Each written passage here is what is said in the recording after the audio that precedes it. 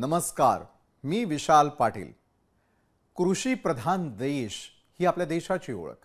भारताची अर्थव्यवस्था आज जी काही आहे त्यात प्रगतीची पेरणी ही शेती क्षेत्रानंच केलेली आहे आणि म्हणूनच शेतकऱ्यांना जगाचा पोशिंदा म्हणतात। हाच बळीराजा आपल्या ताटामध्ये अन्नाचा घास देतो, मात्र हाच जगाचा पोशिंदा मात्र अनेक अडचणींच्या दरीत सापडलेला दिसतो। त्यामुळेच तर महाराष्ट्रासारख्या राज्यामध्ये शेतकरी आत्महत्येचं प्रमाणही मोठं आणि चिंताजनक आहे। कधी निसर्गाचं आसमानी संकट तर कधी सरकारी धोरणांची सुलतानी समस्या, या चक्रात शेतकरी पिळवटून जातोय। इतकं करून देखील रक्ताचा घाम करत शेतकरी शेती पिकवतो, पण त्याच्या घामाला सुखाचा सुगंध कधीच मिळत नाही। त्यामुळे मदतीसाठी बळीराजा सरकारकडे डोळे लावून बसलेला असतो। मात्र गेले काही काळ पाहता शेतकऱ्याला आस लागली आहे ती कर्जमाफीची। निवडणुका आल्या की शेतकऱ्यांवरती कर्जमाफीच्या आश्वासनांची पेरणी होते आणि निवडणुका संपल्या आणि एकदा का सत्तेची खुर्ची मिळाली की सत्ताधाऱ्यांना शेतकऱ्यांकडे बघायला वेळच नसतो। तर दुसरीकडे शेतकरी बिचारे तशीच आस डोळ्यात बाळगून कधीतरी आपल्याला कर्जमाफी मिळेल अशा भावड्या आशेखाली दिवसामागे दिवस ढकलत बसतात। त्यामुळे कुणीतरी या शेतकऱ्यांचा आवाज बनून सरकारच्या कानापर्यंत पोहोचणं गरजेचं असतं। शेतकऱ्यांचा हाच आवाज आता बच्चू कडू बनलेले आहेत। शेतकऱ्यांना कर्जमाफी मिळावी, तसंच दिव्यांगांनाही सरकारने आधार द्यावा, अशा विविध मागण्यांसाठी बच्चू कडू उपोषणाला बसले आहेत। त्यामुळे बच्चू कडूंच्या माध्यमातून तरी शेतकऱ्यांचे पारंपरिक प्रश्न सुटणार का, की शेतकऱ्यांच्या अडचणीची मालिका पुढेही सुरूच राहणार, हे आता कडूंच्या उपोषणानंतर समजेलच। तर तिकडे बिहार विधानसभा निवडणुकीआधी करण्यात आलेल्या सर्वेक्षणात राहुल गांधी तरुणांमध्ये लोकप्रिय असल्याचं समोर आलेलं आहे। दरम्यान मस्क आणि डोनाल्ड ट्रम्प यांच्यामधील वादावरती आता पडदा पडण्याची शक्यता आहे। यासह इतरही महत्त्वाच्या बातम्यांचा आढावा घेणार आहोत आजच्या न्यूज प्लॅनेटमध्ये।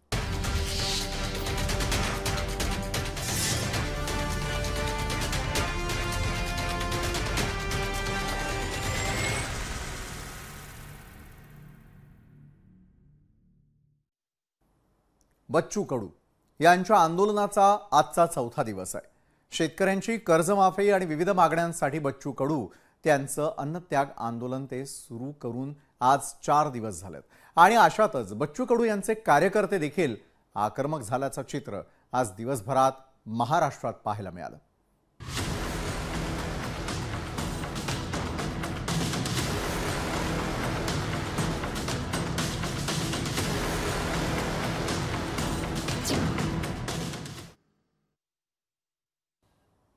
माजी मंत्री आणि प्रहार जनशक्ती पक्षाचे अध्यक्ष बच्चू कडू यांनी सध्या बेमुदत अन्नत्याग आंदोलनाचं अस्त्र उपसलंय। अमरावतीच्या गुरुकुंज मुजरीमध्ये तुकडोजी महाराजांच्या समाधी परिसरात बेमुदत अन्नत्याग आंदोलन करण्याचा कडूंचा आजचा चौथा दिवस आहे। 4 दिवसांपासून सुरू असलेल्या उपोषणामुळे बच्चू कडू यांची प्रकृती बिघडलेली असून अन्नत्यागामुळे त्यांचं वजनही कमी झालेलं आहे। मात्र सरकारकडून अद्याप कोणतीही सकारात्मक प्रतिक्रिया न आल्यानं कार्यकर्त्यांकडून तीव्र नाराजी व्यक्त करण्यात येत होती। विविध ठिकाणी प्रहार कार्यकर्त्यांनी आंदोलन करत सरकारवर दबाव टाकण्यास सुरुवात केली आहे। आपल्या नेत्याचा आवाज या राज्याच्या मंत्र्यांपर्यंत पोहोचावा यासाठी प्रहारच्या कार्यकर्त्यांनी तर थेट मंत्रालयही गाठलं होतं। मंत्रालय परिसरात झालेल्या आंदोलनामध्ये दिव्यांग बांधवही मोठ्या प्रमाणावर सहभागी झाले होते आणि यावेळी त्यांनी सरकारवर बच्चू कडूंच्या आंदोलनाची दखल घ्यावी अशी मागणी आंदोलकांनी केलेली आहे। यावेळी पोलिसांनी आंदोलकांना ताब्यातही घेतलं। दरम्यानच्या मागण्यांसाठी बच्चू कडू आंदोलनात बसलेत, त्या मागण्यांचा आधी आपण सविस्तर आढावा घेऊयात। काय मागण्या आहेत बच्चू कडूंच्या, का केलं जातंय हे आंदोलन, ते आपण ग्राफिक्सच्या माध्यमातून समजावून घेऊयात। तर बच्चू कडूंच्या मागण्या काय आहेत? शेतकऱ्यांना संपूर्ण कर्जमाफी मिळावी, शेतमालाला MSP वरती 20% अनुदान द्यावं, मग दिव्यांग आणि विधवा महिलांना 6,000चं मानधन मिळावं। 6 एप्रिल 2023 रोजी झालेल्या बैठकीच्या इतिवृत्तानुसार शासन निर्णय काढावे। सध्या अडचणीत असलेल्या घटकांना सन्मानजनक घरकुल मिळावं। ग्रामीण भागामधील घरकुलासाठीही समान निकष लागू करून किमान 5 लाखांचं अनुदान द्यावं। आत्महत्याग्रस्त शेतकरी कुटुंबांना स्वतंत्र मंडळ स्थापन करून 10 लाखांची आर्थिक मदत करावी। तर रोजंदारी करणाऱ्या सर्व मजुरांना MREGS मध्ये घेण्यात यावं. फळपिकांमध्ये 3:5 प्रमाण लागू करून MREGS मध्ये जोडण्यात यावं. मग दररोज होणाऱ्या श्रमाच्या बदल्यात मजुरांना 1,000 रुपये मजुरी द्यावी. संजय गांधी योजनेत पात्र लाभार्थ्यांना तत्काळ संपूर्ण मंजूर रक्कम देण्यात यावी. शेतकऱ्यांच्या मुलामुलींना स्वतंत्र शिष्यवृत्ती योजना लागू करून उच्च शिक्षणासाठी ही शिष्यवृत्ती द्यावी. 100% दिव्यांग व्यक्तींना शासकीय नोकरीमध्ये 5% आरक्षण देण्यात यावं. शासकीय नोकर भरतीमध्ये इतर मागास प्रवर्ग म्हणजेच OBCचं आरक्षण हे आता 27% इतकं ठेवावं. शेतमाल विमा योजनेचा लाभ थेट शेतकऱ्यांच्या खात्यावरती द्यावा आणि विमा हप्त्याचे 50% पेक्षा जास्त शुल्क हे शासनानं द्यावं. शेतकऱ्यांना खत बियाणे विनाशुल्क द्यावीत. शेतीसाठी लागणाऱ्या विजेचं बिल माफ करून सतत वीज पुरवठा करण्यात यावा. शासकीय खरेदी केंद्रावर हमी भावानं शेतमालाची खरेदी करावी. धनगर समाजाचं आरक्षण तत्काळ लागू करून धनगर समाजातील बेरोजगार तरुणांना नोकरीमध्ये 13% आरक्षण द्यावं. तर बच्चू कडूंच्या एकूणच महत्त्वपूर्ण असलेल्या मागण्या या आपण पाहिल्या.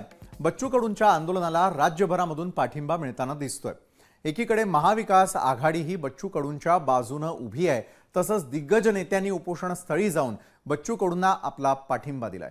तर कडूंच्या या आंदोलनामध्ये त्यांच्यासोबत आतापर्यंत कोण कोण आलेलं आहे तेही आपण आता ग्राफिक्सच्या माध्यमातून अगदी थोडक्यात जाणून घेऊया. तर कडूंना कुणाकुणाचा पाठिंबा आहे यात सगळ्यात पहिले येतं शरदचंद्र पवारांची राष्ट्रवादी काँग्रेस, दुसरं उद्धव बाळासाहेब ठाकरेंची शिवसेना, तिसरं म्हणजे काँग्रेस. एकूणच काय तर महाविकास आघाडीचा बच्चू कडूंच्या या मागण्यांना आणि त्यांच्या आंदोलनाला असलेला पाठिंबा त्यांनी जाहीर केलेला आहे. त्यानंतर राकेश टिकैत यांनी स्वतः देखील त्याची दखल घेतलेली आहे. मनोज जरांगे पाटील यांनी देखील आज बच्चू कडूंची जाऊन भेट घेत त्यांच्या तब्येतीची विचारपूस करत सरकारनं पाठीशी उभं राहावं अशी मागणी केलेली आहे. राजू शेट्टी यांनी देखील आपला पाठिंबा जाहीर केलाय. त्यानंतर रविकांत तुपकर हे देखील आता बच्चू कडूंच्या पाठीशी उभे ठाकले आहेत. त्यानंतर महादेव जानकर यांनी देखील आपली भूमिका स्पष्ट करत बच्चू कडूंच्या या आंदोलनाला पाठिंबा दिलाय. तर दुसरीकडे सांगलीचे विशाल पाटील यांचा देखील पूर्ण पाठिंबा हा बच्चू कडूंच्या या आंदोलनाला आहे. तर एकाच वेळी टेलिव्हिजन स्क्रीनवरती आपण पाहिलं की कुणाकुणाचा पाठिंबा त्या ठिकाणी आहे. शेतकरी, दिव्यांग आणि कष्टकरी वर्गाला न्याय मिळेपर्यंत आणि जोपर्यंत त्यावरती सरकार योग्य निर्णय घेत नाही तोपर्यंत उपोषण मागे घेणार नाही अशी ठाम भूमिका बच्चू कडूंनी घेतली आहे. त्यामुळे आता बच्चू कडू माघार घेतात की कडूंच्या आंदोलनाची दखल घेत सरकार एक पाऊल पुढे टाकणार याकडे फक्त शेतकऱ्यांचंच नव्हे तर संपूर्ण राज्याचं लक्ष लागलंय. आणि याच संदर्भामध्ये अधिक चर्चा करण्यासाठी आपल्या सोबत यावेळेला मराठा नेते मनोज जरांगे पाटील स्वतः लोकशाही मराठीवरती न्यूज प्लॅनेटच्या माध्यमातून जोडले गेलेले आहेत. आपलं स्वागत मनोज जरांगे पाटील. मनोज जरांगे पाटील, आज जाऊन आपण बच्चू कडूंच्या तब्येतीची विचारपूस केली त्यावेळेला मागण्यांसंदर्भात तुमची चर्चा झाली असेल. आपण आपला पाठिंबा देखील जाहीर केलेला आहे. काय चर्चा झाली बच्चू कडू आणि आपल्यामध्ये? मनोज जरांगे पाटील. महत्वाचा दादा विषय आहे की शेतकऱ्यांची कर्जमाफी होणं खूप गरजेचं आहे. आणि तो विषय आमच्यासाठी खूप आम्हाला महत्वाचा वाटला. बरं. की या शेतकरी रात्रंदिवस राबतो, कष्ट करतो, पावसा पाण्यात, उन्हात, वाऱ्यात फिरतो, जनावर सांभाळतो, शेतकऱ्यात चिखलात कष्ट करतो, पण त्याच्या मालाला भाव मिळत नाही आणि त्याची कर्जमाफी होत नाही. हा विषय खूप आमच्यासाठी महत्वाचा होता, कारण आम्ही शेतकऱ्याचे पोरं आहेत. आपण याच्यात कोणी जातीवाद आणायची काही गरज नाही. माझ्यासह या राज्यातले कोणी असो याच्यात जातीवाद आणण्याची कोणालाही गरज नाही, कारण आपण शेतकऱ्यांच्या पोरं आहेत. आपल्या बाप कर्जातून मुक्त झाला पाहिजे ही भूमिका आपली सगळ्यांची असली पाहिजे. आणि या भूमिकेतून एक शेतकऱ्याचा पोरगा म्हणून आम्ही त्यांच्या पाठीशी उभा राहिलो आणि कायम राहणार आहे. फक्त देवेंद्र फडणवीस साहेबांना आमची विनंती की बाबा काय असतं, शेवटी ज्या देशाला, ज्या राज्याला शेतकरी पोचतो, जो ऊन वारा अंगावरती झेलतो, पाऊस झेलतो, त्याच्या कर्जमाफीसाठी वेळ लावू नका, वेळ काढूपणा करू नका, कारण त्याचा अपमान करायचं काम त्या शेतकऱ्याचं करू नका. बच्चू भाऊच्या पाठीशी सगळे लोकच उभा राहणार आहेत आता, कारण त्याचं कारण पण तसं आहे. मूळ मुद्दा हे आहे की त्यांनी शेतकऱ्याचा मुद्दा हातात घेतलाय, म्हणून आम्ही त्यांच्या सोबत येत आणि कायम राहणार. मनोज जरांगे पाटील, जसं आपण म्हणालात, आज आपण जाऊन त्या ठिकाणी भेट घेतली आणि या भेटीनंतर आपलं म्हणणं आहे की शेतकऱ्यांच्या मागण्या पूर्ण व्हाव्या आणि शेतकऱ्यांची कर्जमुक्ती व्हावी. एका बाजूला बच्चू कडू यांच्या आंदोलनामध्ये विधवा महिला असतील आणि त्याचबरोबर ज्यांनी ज्यांनी कुणी आत्महत्या केलेल्या त्यांचे कुटुंब असतील, दिव्यांग असतील, त्यांच्यासाठी देखील काही महत्त्वपूर्ण मागण्या केलेल्या आहे. एकंदरीत मागण्यांचा विचार केला तर एकूण 17 मुद्दे आणि 17 गोष्टींची मागणी त्यांनी केलेली आहे. सरकार त्याकडे लक्ष देतं असं आपल्याला वाटतं का? नाही नाही, लक्ष देत नाही. लक्ष देत जर असतं तर ही घटना घडली असती का? उपोषण बसलं असतं का? तर बसलं नसतं. हं, त्या ठिकाणी एक आजी आता 71 वर्ष वय आहे त्यांचं. आम्ही त्यांनाही भेटलो, तिथं उपोषण करते भोजपुरीत, त्यांनाही भेटलो. अपंग उपोषण करतात आणि त्या आजीनं कसं जगायचं? हं, 71 वर्ष म्हणजे लहान वय नाहीये. हे मुख्यमंत्री खरंच जर त्यांना या शेतकऱ्याची माया असली, राज्याला खरंच ते आज मायबाप मानत असले, हं, गोरगरीब शेतकऱ्यांना, कष्टकऱ्यांना, मजुरांना, त्या अपंग बांधवांना, त्यांना जर खरंच मायेचं छत्र द्यायचं असलं तर हं, मुख्यमंत्र्यांनी त्याच्यात खरंच राजकारण करू नये आणि दोन्ही उपमुख्यमंत्र्यांनी सुद्धा करू नये. त्यांचं राजकारण काय असू शकतं त्याच्यात मला काय माहित नाही, देणं घेणं पण नाही. हं, विषय हे शेतकऱ्यांच्या कर्जमुक्तीचा आणि शेतकऱ्याच्या संबंधित विविध मागण्याचा. हं, हं. त्यासाठी आम्ही त्यांच्या सोबत येतो. राजकारण त्याच्यात काही असेल नसल हा भाग सरकारचा आहे बर. किंवा त्यांचा आहे, आम्हाला त्याच्याशी नाही देणं घेणं. पण काय आहे, शेतकऱ्याच्या प्रश्नासाठी कोणी पुढे येत नाही. हं, आणि एखादा माणूस जर आला तर शेतकऱ्यांना सुद्धा स्वतःला झोकून देऊन त्याच्यात उभा राहिलं पाहिजे. उपोषण करणं साधी सोपी गोष्ट नाहीये. तुम्हाला वाटत असेल शेतकऱ्यांना नुसतं की बसले उपोषणाला बसले, पण शेवटी जीव कधी जाईल हे कोणाला माहित नसतं. आणि हं, जर उपोषणकर्त्याचा जीव जाऊ द्यायचा नसला आणि मागण्या पण मान्य करून घ्यायच्या असल्या तर प्रचंड ताकदीनं पाठिंबा द्यावा लागतो प्रत्यक्ष येऊन. हां, त्यावेळेस तो मरत पण नाही आणि त्यांच्या मागण्या पण मान्य होतात. म्हणून शेतकऱ्यांनी ना, आंदोलन कुठलंही असू, तातडीनं रस्त्यावरती आलं पाहिजे हां. आणि शांततेत. मग मात्र सरकार ठेपेल. परंतु जर भावनेशी खेळले शेतकऱ्याच्या मुख्यमंत्री फडणवीस साहेब, तर मात्र खरं सांगतो बाबा हं, हं. की लोक लयच कटाळलेत आता. लोक जर हातातून सुटले ना उद्रेकच होईल आणि मग त्या कोणाला आम्हाला सुद्धा कोणाला रोखणार नाही. इतका अन्याय सध्या शेतकऱ्यावरती व्हायला लागला. साधी कर्जमुक्ती होऊ नये, हं. त्याच्या मालाला भाव मिळू नये, इतक्या जीवनाशी शेतकऱ्याचे खेळते. पीक विम्याचे पैसे नाही आणि 1 रुपया विमा, 2 रुपयात विमा, आणखीन पैसे नाहीयेत, नुकसान भरपाईचे नाहीयेत. हं, हं. काल गोंदी म्हणून आहे आमच्या आपल्या गोदापट्ट्यात हं, हं. आंतरवाली जवळ, तिथं पाण्यात, गोदावरीच्या पाण्यात शेतकरी उतरले होते. हां. का की आमचे नुकसान झालंय, 2 वर्ष झालं तुम्ही पैसे दिले नाही. ही काय वेळ आणली सरकारनं?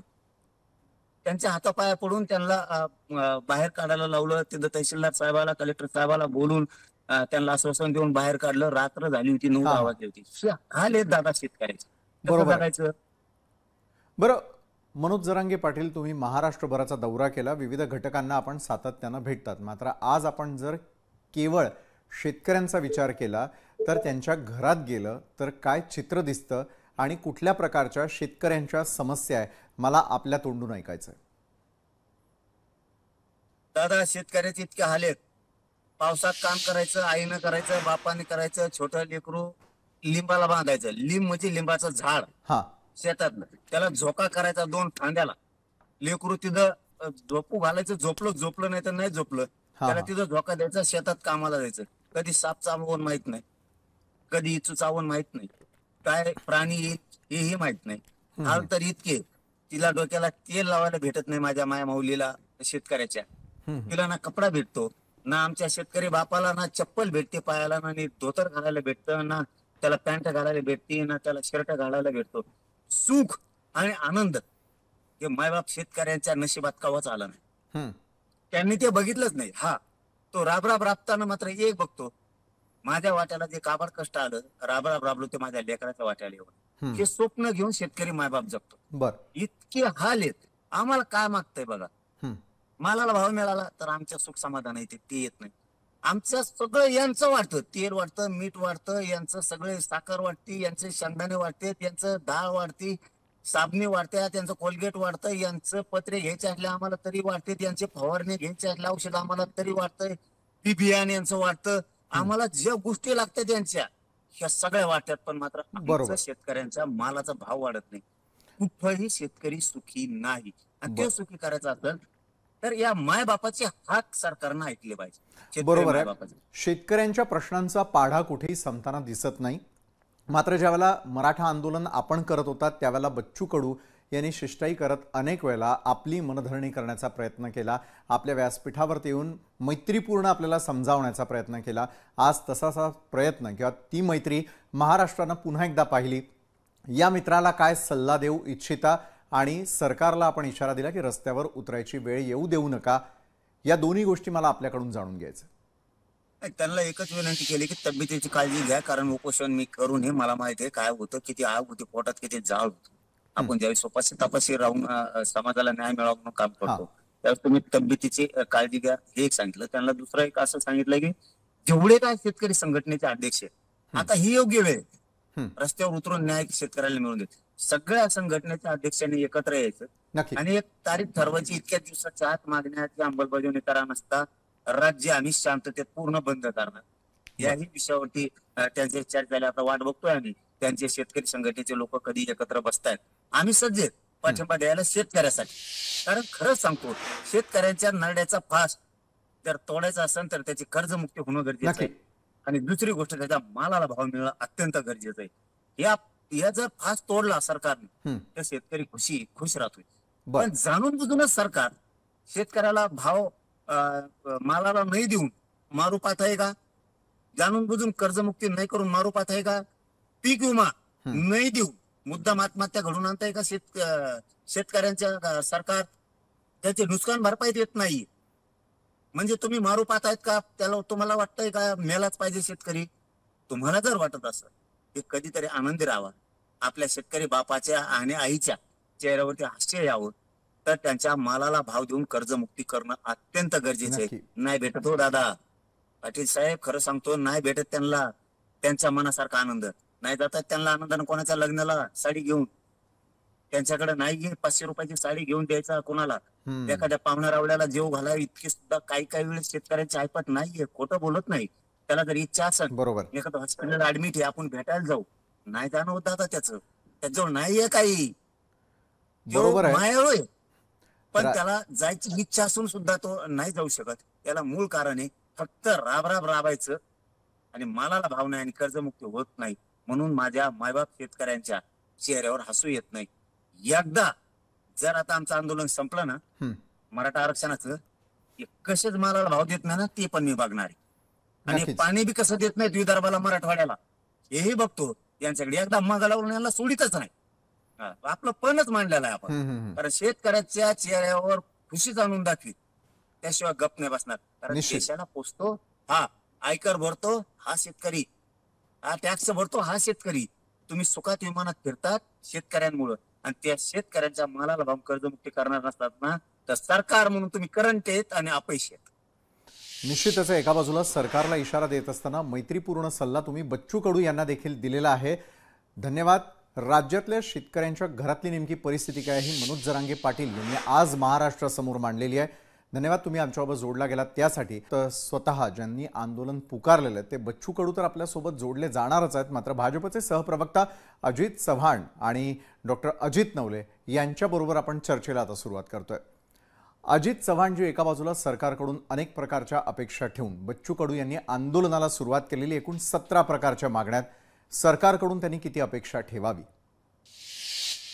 100% अपेक्षा ठेवली पाहिजे. विशालजी, या चर्चेच्या सुरुवातीलाच मी सांगतो की या महाराष्ट्रामधल्या सामाजिक कार्यकर्त्यांना अशा सगळ्या गोष्टींच्या करता सरकारला विविध विषय सुचवण्याचं किंवा हे करा म्हणून सांगण्याचा लोकशाहीनं दिलेला अधिकार आहे. बच्चू कडू आमचे मित्र आहेत, या महाराष्ट्रातले ज्येष्ठ सामाजिक कार्यकर्ते आहेत. त्याची राजकीय कारणं वेगळी असतील. आता उपोषण सुरू आहे, मी त्याच्यामध्ये अजिबात जाणार नाही. बच्चू कडूंनी ज्या काही गोष्टी सरकारला सांगितलेल्या आहे, ही मशिनरी आहे देशाच्या स्वातंत्र्यापासून. मी स्वतः शेतकरी आहे, शेतकऱ्याचा मुलगा आहे, त्यामुळं मला शेतकऱ्यांच्या संदर्भामध्ये आणि बाकी इतर ज्या 17 मागण्या बच्चू भाऊंनी मांडलेल्या आहेत त्याच्या संदर्भामध्ये व्यक्तिगत तर त्यांच्याबद्दल आदर आहेच, माझे आणि त्यांचे व्यक्तिगत संबंध आहेत, परंतु सरकार म्हणून, कारण आज सगळा दिवसभर मी आमच्या वरिष्ठ नेत्यांच्या बरोबर होतो. आमचे सगळे नेते आज माननीय देवेंद्रजी विदर्भामध्येच आहेत. मला पूर्ण खात्री आहे की पहिल्या दिवसापासून किंवा काही पहिल्या तासापासून आमच्या सरकारमधले वरिष्ठ अधिकारी, माननीय महसूल मंत्री, आमचे प्रदेशाध्यक्ष बावनकुळे साहेब, माननीय मुख्यमंत्री देवेंद्रजी, माननीय अजितदादा, माननीय एकनाथ शिंदे साहेब यांचे सर्व कार्यकर्ते, सर्व मंडळी बच्चू भाऊंच्या संपर्कामध्ये आहेत आणि आम्ही सातत्यानं बच्चू भाऊंनी ज्या मागण्या मांडलेल्या आहेत त्या मागण्यांच्या बाबतीमध्ये निश्चितपणे सकारात्मक आहोत, कारण आंदोलक म्हणून कधीतरी आमच्या सरकारमधल्या आजच्या मंत्र्यांनी याच्या संदर्भामध्ये आंदोलनं केलेली आहे. परंतु शेतकरी हा जर मुद्दा आपण बघितला, डॉक्टर साहेब सुद्धा मला अजित नवले इथे आहेत, ते सुद्धा काही सूचना याच्यामध्ये करतील निश्चितपणे. डॉक्टर साहेब, आपल्यालाही उद्देशून मी सांगू इच्छितो की मी इथे येण्यापूर्वी माननीय कृषी मंत्र्यांशी देखील चर्चा केली, माननीय पणन मंत्र्यांशी चर्चा केली. मला नम्रपणे महाराष्ट्राच्या जनतेला आपल्या माध्यमातून हे सांगायचंय, काही मोजक्या योजनांचा मी इथं दाखला देऊ इच्छितो. माननीय पंतप्रधान नरेंद्र मोदीजी या महाराष्ट्राचे मुख्यमंत्री, दोन्ही उपमुख्यमंत्री हे शेतकऱ्यांच्यासाठी पूर्णपणे कमिटेड आहेत. आणि मला असं वाटतं की ज्या पद्धतीनं आमच्या सरकारनं आल्यानंतर, कारण डॉक्टर साहेबांनी देखील आंदोलन केलं होतं, त्यावेळेला डॉक्टर साहेबांच्या देखील सूचना होत्या, त्याच्यामध्ये निश्चित काहीतरी राहिलं असेल 100%, कारण ही मशिनरी चालवताना चुका होतात, हे अगदी मान्य केलं पाहिजे. परंतु मनापासून सांगतो, एक साधं उदाहरण आपल्याला देतो की आमचं सरकार आल्यानंतर प्रधानमंत्री कृषी सन्मान योजनेपासून ते अगदी शेवटी मी आपल्याला सांगतो, शेतकऱ्यांनी आपला माल विकणारा व्हावं म्हणून फार्मा प्रोड्युसर कंपन्या काढणाऱ्या शेतकऱ्यांना वर्षाला काही लाख रुपये फक्त कंपनीच्या पगाराकरताचं अनुदान आहे. हे लक्षात घ्या. इतक्या विविधांगी योजना विशालजी आहेत, परंतु शेवटी सरकार चालवत असताना जनता टॅक्स पेयर आहे, त्यांच्या पैशामधनं कोणाला आपण काय द्यावं, किती द्यावं. परंतु ज्या ज्या योजना आहेत, श्रवणबाळ पासून संजय गांधी पासून बाकीच्या इतर सगळ्या योजनांपासून त्याचा लाभ घेणारे अधिकाधिक माझे शेतकरी मायमाऊली बहीणभाऊ आहे. माझं गाव, स्वतःचं गाव आता पोखरा योजनेमध्ये आहे. आपण एक लक्षात घेतलं पाहिजे की ज्या गोष्टी शेतकऱ्याला आवश्यक आहे, म्हणजे 3,500 रुपयाला युरियाची थैली अमेरिकेमध्ये आहे, तीच 4,500ला पाकिस्तानमध्ये, तीच थैली 2,500ला चीनमध्ये, आणि आपण 200-250 रुपये फक्त वाहतुकीच्या खर्चापोटी घेऊन शेतकऱ्याला जवळपास मोफत रासायनिक खत देण्याचं काम सरकार करतं. ज्या पद्धतीनं तज्ञांच्या शिफारसी येतात त्या पद्धतीनं त्याच्यावरती अधिकाधिक विचार करत कसं अधिक देता येईल शेतकऱ्याला याचा प्रयत्न. माझं फक्त नम्रपणे मला इथे इतकंच सांगायचंय की मी स्वतः शेती करतो, माझी शेती न परवडणाऱ्यापासून परवडणाऱ्या शेतीपर्यंत आता मी हळूहळू 5 वर्षामध्ये आणली आहे. ती कशी आणली ते सांगायला इथं माझ्याकडे वेळ कमी आहे, परंतु मी एकच सांगतो की यापूर्वी कर्जमाफी झाली. बच्चू भाऊनेच सांगितलं होतं, मी माझे नेते देवेंद्र फडणवीस साहेबांच्या घरावरती जाऊन बॉम्ब टाकेल. आता त्यांची अशी वक्तव्य आणि बाकीच्या तर गोष्टी आम्ही फार स्पोर्टिली किंवा सकारात्मकरित्या घेतो, कारण नाना पाटेकर स्टाईल आंदोलक आहेत ते, त्यांचा आदर आम्ही करतो. त्यानंतर 1.5 लाखापर्यंत कुठल्याही अटी शर्ती न ठेवता आपल्या सरकारनं विशालजी कर्ज माफी केली. यापूर्वी देखील 7-12 कोरा झाला, परंतु नुसता 7-12 कोरा होऊन आम्हाला त्याचा फायदा होईल का? तर मला असं वाटतं 7-12 कोरा होऊन फायदा होणार नाही नुसता, तर त्याच्याबरोबर ज्या इतर सर्व योजना आहेत त्या योजनांचा सकारात्मक वापर अधिकाधिक कसा होईल, आमचा शेतीमधला पैसा आम्ही शेतीमध्येच भांडवल म्हणून कसा लावू, आणि सगळ्यात महत्वाचं म्हणजे आमचा माल आम्ही विकायला जेव्हा शिकू, मार्केट मधले पैसे आम्ही आमच्या हाताने आम्ही जेव्हा कमवायला शिकू, त्या वेळेला आमचं म्हणणं सिरियसली ऐकलं जाईल असं मला वाटतं. सरकार येत जात असतात, मी अनेक वर्ष पत्रकारितेमध्ये होतो त्यामुळे मी तो अनुभव घेतलाय. शेतकरी स्मार्ट झाला, शेतकरी जर व्यापारी झाला, स्वतःचा माल स्वतः विकू लागला तरच ते शक्य होईल. मला माहिती आहे माझ्या सर्व मायबाप शेतकऱ्यांना हे शक्य नाही, पण बरोबर आहे, शेतकऱ्यांचं जीवनमान वाढावं, सरकार सकारात्मक आहे, सरकारचे प्रयत्न सुरू आहे. बरं, सरकारतर्फे आपण आश्वस्त करताय अजितजी. डॉक्टर अजित नवलेंना मला प्रश्न करायचा आहे, सरकार कुणाचंही असू द्या, मात्र शेतकऱ्यांना आणि शेतकरी नेत्यांना आंदोलनं करावी का लागतात? समूळ उच्चाटन या सगळ्याच प्रश्नांचं का होताना दिसून येत नाही? ज्या वेळेला 17 मुद्दे जरी समोर असले तरी त्याची साधी सरकार दखलही घेत नाही, हेही खरं ना? डॉक्टर अजित नवले. सर्वप्रथम आमचे मित्र जे कर्जमाफीच्या आंदोलनात आमच्या बरोबर होते, सुकाणू समितीमध्ये प्रमुख नेते म्हणून होते हा आणि महाराष्ट्रभर आम्ही एकत्र फिरलेलो आहे. ते उपोषण करतायत. त्यांना महाराष्ट्राच्या सबंध शेतकऱ्यांच्या वतीने आणि किसान सभेच्या वतीने पण मी जाहीर पाठिंबा व्यक्त करतो. बर त्यांच्या सोबत आम्ही आहोत ही जाहीर करतो. आपला जो सरळ प्रश्न आहे की वारंवार आंदोलनाची वेळ काय येते, हम्म. त्याचं अत्यंत साधं उत्तर हे आहे की मूळ आजारावर उपचार होत नाही, केवळ लक्षणांवर उपचार होतात आणि त्यामुळे मूळ आजार बरा न झाल्यामुळे शेतकरी वारंवार कर्जबाजारी होतात आणि वारंवार आंदोलनाची वेळ येते. हम्म. आपल्याला आठवत असेल, आपण सगळेजण होतो, अनेक वेळा आपण टीव्हीवर याबद्दल चर्चा केलेली हो की कर्जमाफी करून फक्त हा प्रश्न सुटणार नाही, ती करावीच लागेल. पण शेतकरी पुन्हा कर्जबाजारी होऊ नये यासाठी 3 गोष्टी करण्याची आवश्यकता आहे. नंबर 1 म्हणजे शेतकऱ्याला त्याच्या घामाचं दाम हे 1.5 पट हमी भावानुसार मिळालं पाहिजे, हा जेणेकरून उत्पादन खर्च फिटून 2 पैसे शिल्लक राहतील. हा हा अशा प्रकारे हमी भाव मिळाला पाहिजे. नंबर 1. नंबर 2, शेतीमालाचा उत्पादन खर्च कमी करण्यासाठी ठोस पावलं टाकली पाहिजे, हा कारण उत्पादन खर्च वाढत गेला तर नक्कीच शेतकऱ्यांचा तोटा वाढत राहणार आहे. आणि नंबर 3, नैसर्गिक आपत्तीमध्ये शेतकऱ्यांना त्याचं नुकसान भरून मिळेल अशा प्रकारचा पीक विमा हा ठामपणाने त्याला मिळाला पाहिजे. हे 3 उपाय तुम्ही केले नाही आणि केवळ तात्पुरती कर्जमाफी केली तर पुन्हा कर्जबाजारी शेतकरी होणार, हे वारंवार आपण सगळे सांगत आलेलो आहे. त्याच्यामुळे बच्चू कडूंच्या या उपोषणाला आम्ही पाठिंबा देतो. अजितजी शेतकऱ्यांचं वेगळं काहीच ते मागत नाही. सत्तेवर येण्यासाठी देवेंद्र फडणवीस साहेब, अजित पवार साहेब आणि एकनाथ शिंदे साहेबांनी संपूर्ण कर्जमाफी शेतकऱ्यांची करू हे आश्वासन देऊन मतं घेतलेली आहे. हा त्यामुळे बोलले तसं वागा, एवढंच बच्चू कडू आणि आम्ही सगळे म्हणतोय. नंबर बर. 1 आणि नंबर 2, पीक विम्यामध्ये जे बदल केले त्याच्यामुळे वाऱ्यावर जे सगळे आपत्तीमध्ये शेतकरी आज सोडलेले आहेत ते विड्रॉ सरकारने केलं पाहिजे आणि उत्पादन खर्च कमी करण्यासाठी ठोस पावलं टाकली पाहिजेत. बरोबर या आहे. 3 गोष्टी कराव्यात. शेवटचा एक मुद्दा बच्चू कडू साहेबांनी नवा उपस्थित केलेला आहे, हा त्याला मला पाठिंबा दिला पाहिजे. उत्पादन खर्च कमी करण्यासाठी ते असं म्हणतायत हा हा की शेतीची सगळी जी कामं आहेत, काढणीपासून तर तुमच्या पेरणीपासून तर काढणीपर्यंत, ही रोजगार हमी योजनेच्या अंतर्गत आणा आणि त्याच्यातून शेतीचा उत्पादन खर्च कमी करा. नक्की. ही अत्यंत चांगली मागणी बच्चू कडूंनी केलेली आहे. त्याला सुद्धा शेतकऱ्यांच्या वतीनं मी पाठिंबा बरोबर आहे. देतो. डॉक्टर अजित नवले, आपण गेले कित्येक वर्ष टेलिव्हिजनच्या माध्यमातून या महत्त्वपूर्ण विषयावरती शेतकऱ्यांवरती चर्चा करतो. मात्र याचा निकाल कधी लागणार, कोणतं सरकार पूर्णपणे शेतकऱ्यांच्या असलेल्या मागण्या पूर्ण करणार? प्रहार संघटनेचे बच्चू कडू जे स्वतः यावेळेला आंदोलन करतायत ते स्वतः आपल्यासोबत जोडले गेले आहेत. बच्चू कडूजी, पहिला आणि महत्त्वाचा प्रश्न मला आपल्याला हाच विचारायचा आहे. गेले 4 दिवस आपण थेट शेतकऱ्यांसाठी आंदोलन करताय. आपली तब्येत कशी आहे हे महाराष्ट्राला या घडीला कळू द्या. मात्र दुसरीकडे पालकमंत्री येतात, भेटत नाही, जिल्हाधिकाऱ्यांनी फोन कनेक्ट करू नये, ते बोलत नाही, मुख्यमंत्री अकोल्यात आहेत. काय आवाहन करू इच्छिता आपण?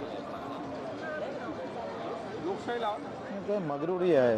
मुख्यमंत्री अकोल्यात येतोय आणि ते सांगतं पालकमंत्री बावनकुळे ते प्रश्न मिटवणार. बावनकुळे म्हणतं कलेक्टरच्या हातूनच उपोषण सोडून द्या. ही सगळी मगरुरी आहे. त्यांना EVM मशीन असल्यामुळे तुम्ही किती काही इकडे रस्त्यावर उतरले, किती काही रोष व्यक्त केला, तर मशीन आहे ना मताची, त्याच्यामुळं परिणामाची काही पर्वा नाही ना. परिणामाची पर्वा असती तर कदाचित मुख्यमंत्री असे बोलले नसते आणि बावनकुळेजी असे बोलले नसते. हे अशा रोज आत्महत्या होत आहे इथे, रोज आत्महत्या होते. 2000च्या वर आत्महत्या ह्या 6 ते 7 महिन्याच्या. बीड असेल, तुमचा मराठवाडा असेल, विदर्भ असेल. काल राम ठाकरे नावाचा आमच्या शेतकऱ्यांना आत्महत्या केली. राम मंदिर बांधलं तुम्ही नरेंद्रजी, देवेंद्रजी, त्याचं पुण्य कमावलं असेल, पण राम ठाकरेंना आत्महत्या करून तुमच्या धोरणामुळं पाय घासून मरावं लागलं. त्याचं पाप कोण फेडणार आहे? कसं फेडणार आहे ते? म्हणजे आज सोयाबीनला भाव 3,500 विकावं लागलं, तुरीचे भाव 1,000 कमी झाले, 7,300 होते, 6,000 सोयाबीन विकावं लागतं. तेच हाल आम्ही पाहतोय कापसाचे आहे. ज्वारीचे खरेदी केंद्र सुरू झाले नाही. काय करत आहे तुम्ही? काय सुरू करताय सांगा ना. मजुराचे पैसे भेटले नाही 6 महिन्यापासून. MRCSमध्ये रोजगार हमीवर जाणारा मजूर, एकतर मजुरी 300 रुपये, 100 वर्षात म्हणजे 2 ते 3 वर्षात फक्त 100 रुपये वाढली 10 वर्षात. 300 रुपयाची मजुरी 6-6 महिने भेटत नाही. दिव्यांगाचे पगार 6-6 महिने भेटत नाही. मला देवेंद्रजीला विचारायचं आहे हो का 1500 रुपयामध्ये आमचा दिव्यांग जगन कसा, ज्याला 2 पाय नाही, हात नाही, डोळे नाही. जगाच्या व्यासपीठावर ह्या दिव्यांगाला सगळं फ्री आहे. सगळ्या योजना, त्याला घरपोच व्यवस्था होतं. राज्यामध्ये देशामध्ये बाकीच्या राज्यात 4000 रुपये पगार आहे आणि इथं 6000. तुम्हीच इथं 1500. म्हणजे याची साधी कदर भावना तुमच्यामध्ये येणार नाही. किती केवळवानी गोष्ट आहे. तुम्ही मिटिंग घेतली मागं, तुम्ही कबूलही केलं CSR मधून देता येईल का ते पाहू. तुमच्याकडे बजेट उपलब्ध नाही आहे. आमदार खासदाराचे पगार पैसे वाटवायचे तुमच्याकडे बजेट आहे. मेट्रो ट्रेन अधिक काढा. ते समुद्री महामार्ग, जगातली सगळी टेक्नॉलॉजी तिथं आणा, तो चांगला करा. पाणंद रस्त्यासाठी तुमच्याकडे पैसे नाही. भारताच्या टेक्नॉलॉजीने तुमच्याकडे ते रस्ते करता येत नाही. म्हणजे कृषीप्रधान असणाऱ्या देशामध्ये सगळ्यात शेवटचा नंबर शेतकऱ्याचा लागतं. तुमचं महाराष्ट्राचं बजेट 7.5 लाख कोटीचं आहे आणि 9,000 कोटी तुम्ही शेतकऱ्यासाठी ठेवलेले आहे. कर्नाटक आणि तामिळनाडूचं बजेट 3.5 लाख कोटीचं आहे, म्हणजे अर्ध आहे. तिथं 45,000 कोटी शेतकऱ्यासाठी ठेवले आणि तुम्ही 9,000 ठेवले. आजही आपण पाहतोय का आज हमी भावामध्ये तुम्ही सोयाबीन 10% सोयाबीन फक्त तुम्ही खरेदी केंद्रावर खरेदी केली. बाकीची सगळी सोयाबीन 3,500 मध्ये विकावं लागली. कसा जगणार आहे शेतकरी. कर्जमाफीची घोषणा केली तुम्ही, 20% MSP वर तुम्ही अनुदान देतो असंही म्हटलं, पण बोलायला तयार नाही. मौन पाळताय मुख्यमंत्री, बोलतच नाही. काय त्यांना बोलायला काय कोणतं मुहूर्त लागन ते आम्हाला त्यांनी सांगितलं पाहिजे. हे अशा प्रकारचं या शेतकऱ्याचं मरण दारोदारी आलं पाहिजे आणि हे सगळी शेती उद्योगपत्यानं खरेदी केली पाहिजे. हा तर त्यांचा गनिमी कावा नसेल. म्हणजे छत्रपतीनं स्वराज्यासाठी गनिमी कावा केला आणि हे उद्योगपत्यासाठी गनिमी कावा करतं की काय, अशा प्रकारची व्यवस्था आहे. 50 लाख कोटीच्या केंद्राच्या बजेटमध्ये फक्त 1 लाख कोटी आम्हाला शेतकऱ्यासाठी दिले. आमचा शेतकरी संख्या 50 कोटी आहे आणि अदानी अंबानीच्या कर्जासहित 200-300 कर्जाची आम्ही पाहतोय. उद्योगपत्याचे कर्ज 24 लाख कोटीवर तुम्ही केले. राईट ऑफ आम्ही तुम्ही 1 लाख कोटी राईट ऑफ केलं. ही चाललं काय बजेटमध्ये तुम्ही सांगा. साधा पेट्रोलमध्ये आणि डिझेलमध्ये या सरकारनं 5 वर्षात 40 लाख कोटी कमावले आणि 7 कंपनीला यांनी 7 लाख कोटी कमावून दिले. सामान्य घरातल्या खिशातले पैसे जातं आणि वाटतं उद्योगपत्याला. आणि आम्हाला हिंदू धर्म म्हणून किंवा जातीपातीमध्ये मराठा OBCचं भांडण लावायचं, धर्मामध्ये भांडण लावायचं, खरा शेतकरी मजुराला त्याच्या प्रश्नापासून दूर ठेवण्याचं काम, ही जी काही राजनीती आहे याच्यामध्ये शेतकऱ्याचं अस्तित्व संपवण्याचा हिशोब हे सरकार राजकारणामध्ये शेतकऱ्यांचा बळी जातोय का, तर त्याचं उत्तर मला आपल्या बोलण्यातून स्पष्ट होताना दिसतंय. आज गुरुकुंज मोझरीमध्ये येऊन अनेकांनी आपल्या या आंदोलनाला पाठिंबा दिलेला आहे. दुसरीकडे सरकारपर्यंत तुमचा आवाज काय पोहोचवा असा वाटतो तुम्हाला? कारण एका बाजूला अर्थसंकल्पात तर हजारो कोटींची तरतूद करण्यात येते, शेतकऱ्यांना प्रत्यक्षात ती मदत मिळताना दिसतीये का बच्चू कडू? तरतूद होतं पण 45% वरती अजूनही शेतीवरचा खर्च झालेला नाही. बरं, ते ओझाळगावचे पाटील की म्हणतो ना ते आमचे कृषी मंत्री, ते बरोबर आहे. शेतकऱ्यासाठी तरतूद कमी, तरतूद केली तर खर्च कमी, हे सगळा प्रकार चालू आहे. आजही मेंढपाळ उपाशी आहेत, मच्छीमार उपाशी आहेत. दूध आम्ही जोडधंदा करायला लावला, त्या दुधाले भाव नाही. 14 करोड दूध उत्पादन होतं आणि 64 करोड दूध विक्री होते. किती भेसळ आहे, किती लोक हातपाय पसरून मरणार आहे, काही फिकर नाही. अलबेल जय श्रीराम म्हटलं का जमलं, पण श्रीराम म्हणणारा राम नावाचा ठाकरे मेला, याची कदर कधी येणार हो तुम्हाला? शेतकरी हा हिंदू आहे, तो बटेंगे तो कटेंगे तुमच्या धोरणामुळे कटत आहे, तो इतरांच्या याच्यामुळे कटणार नाही. तुमच्या या व्यवस्थेमुळे माझा हिंदू शेतकरी मरतं, माझा हिंदू दिव्यांग मरतं, माझा हिंदू मजूर मरतं, माझा हिंदू दूध उत्पादक शेतकरी मरतं, हिंदू मेंढपाळ मरतं, हिंदू आमचा मच्छीमार मरतं. तुम्हाला कधी कदर येईल? फक्त बटेंगे कटेंगेच्या नावावर मत घेण्याची व्यवस्था तुम्ही निर्माण केली. बरोबर, धर्मजातीच्या नावावर हे प्रश्न सगळे बाजूने केले, शेतकरीच ठेवला नाही तुम्ही. बरं, शेतकऱ्यांच्या अस्तित्वाचा प्रश्न जर निर्माण झालेला असेल तर सरकारच्या बाजूने तुम्हाला आश्वस्त करण्यासाठी यावेळेला अजित चव्हाण आपल्यासोबत बसलेले आहेत. अजितजी, एका वाक्यात सांगा, मुख्यमंत्र्यांपर्यंत तुम्ही आवाज पोहोचवणार का? बच्चू भाऊंचं आंदोलन कुठेतरी थांबणार का? शेतकऱ्यांच्या मागण्या पूर्ण होणार का? अगदी एका वाक्यात, कारण आपली वेळ संपत आलेली आहे. नाही, आम्ही सगळे बच्चू भाऊंचे चाहते आहोत, आम्ही त्यांच्या सोबत आहोत. मुख्यमंत्री महोदयांशी उद्याच मी जाऊन भेटेन. आजही मी सांगतो, आज अनेक महत्वाच्या लोकांशी या विषयावरती चर्चा झाली. इथे येण्यापूर्वी मी महत्वाच्या मंत्र्यांशी बोलून आलो चर्चेला. बच्चू भाऊ, आपली काळजी आहे आम्हाला. तुम्ही आंदोलक आहात, आधी आंदोलक आहात, नंतर आमदार मंत्री वगैरे तुम्ही होतात, याची आम्हाला पूर्ण माहिती आहे. आमच्या सगळ्यांचं तुमच्यावरती प्रेम आहे, तुमचे मुद्दे सुद्धा रास्त आहे. फक्त एकच विनंती आपल्याला आहे, सरकारच्या माध्यमातून ही विनंती आहे, माझी व्यक्तिगतही विनंती आहे, की या सगळ्या दरम्यान चिडचिड जास्त करू नका. मुद्दे आपले रास्त आहे. आपल्याला आपले सगळ्यांच्या बरोबर अत्यंत चांगले संबंध आहेत आणि मी आता फार अधिक बोलणार नाही, पण या आंदोलनाच्या निमित्तानं जे काही आपल्याला सांगायचंय त्याच्याकडे सरकार सकारात्मकतेने लक्ष देईल. आपल्या प्रकृतीची काळजी घ्या. मुद्दे तुमचे सगळे अगदी रास्त आहे. आम्ही शेतकऱ्याची मुलं म्हणून आपल्या सोबत आहोत. तुम्ही स्वतःची काळजी घ्या. हे सगळं संवेदनशीलपणे राज्याचे तीनही प्रमुख समजून घेतले बच्चू, आणि त्या ठिकाणचंही तुमच्यावरती प्रेम आहे, व्यक्तिगत आपल्याला हे पाहिजे. बोला बच्चू भाऊ. तुमचे रास्त आहे. चव्हाण साहेब, तुम्ही हे कबूल केले, मुद्दे रास्त आहे. तुम्हाला खरं तर आमचा मानाचा मुजरा आहे. बीजेपीत राहून सुद्धा, पक्षात राहून सुद्धा तुम्ही ही बाजू धरून ठेवता, याच्याबद्दल धन्यवाद. पण माझी चिडचिड वाढली त्या आत्महत्येमुळे. माझी चिडचिड वाढली, 6 महिने पगार भेटले नाही. मजुराची मजुरी करून सुद्धा MRGSमध्ये मजुरी करून 24 तासात पैसे द्यावे लागते भाऊ. आमचे सगळ्यांचे पगार वेळेवर होते, आमदाराचे, कलेक्टरचे पगार वेळेवर होतं. अजितदादांना म्हटलं होतं का दिव्यांगाचा पगार 5 तारखेला जर झाला नाही तर वित्त सचिवाचा पगार आम्ही थांबवणार. ना वित्त सचिवाचा पगार थांबला, ना दिव्यांगाला आम्ही पाहतोय 6 महिन्याच्या आत पैसे भेटले नाही. ज्याला 1500 रुपये महिना भेटला नाही तो बिस्किट खाऊन जगतो चव्हाण साहेब, म्हणून चिडचिड वाढतो. तुम्ही राग निश्चितच आहे. एका बाजूला बच्चू कडू, आपण आपल्या तब्येतीची काळजी घ्या. दुसरीकडे डॉक्टर अजित नवले यांनी देखील आपला पाठिंबा तुमच्यासाठी जाहीर केला. मात्र वेळेची कमतरता असल्यामुळे आपल्याला या चर्चासत्रामध्ये इथेच थांबावं लागतं. धन्यवाद बच्चू कडूजी, डॉक्टर अजित नवलेजी आणि अजित चव्हाणजी, आमच्याबरोबर तुम्ही जोडला गेलात त्यासाठी. या अखंड देशामध्ये औद्योगिक क्रांती झाली पाहिजे, इन्फ्रास्ट्रक्चर झालं पाहिजे, ग्लोबल सिटीज उभ्या राहिल्या पाहिजेत, हे खरं आहे. पण या सर्व स्थित्यंतरांमधल्या पहिल्या व्यक्तीपासून ते शेवटच्या व्यक्तीपर्यंत प्रत्येकाची मूलभूत गरज अन्न हीच आहे. आणि अन्न हे केवळ आणि केवळ शेतीच देऊ शकते. म्हणून शेती टिकली पाहिजे. टिकण्यासाठी तिला जगवलं पाहिजे, नाहीतर भविष्यात अन्न आयात करून खाण्याची वेळ येण्याची, भाळी लिहिली जाण्याची शक्यता नाकारता येणार नाही.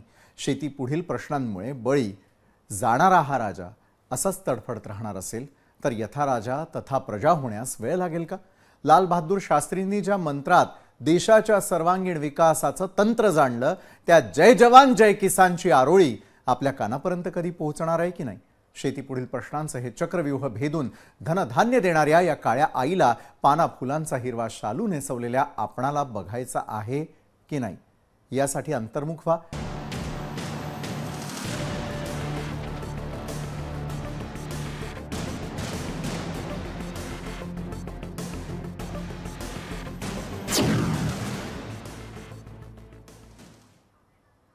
देशाच्या राजकारणाच्या दृष्टीने सर्वात महत्त्वाच्या राज्यांपैकी एक असलेल्या बिहारमध्ये यावर्षी विधानसभा निवडणूक होणार आहे.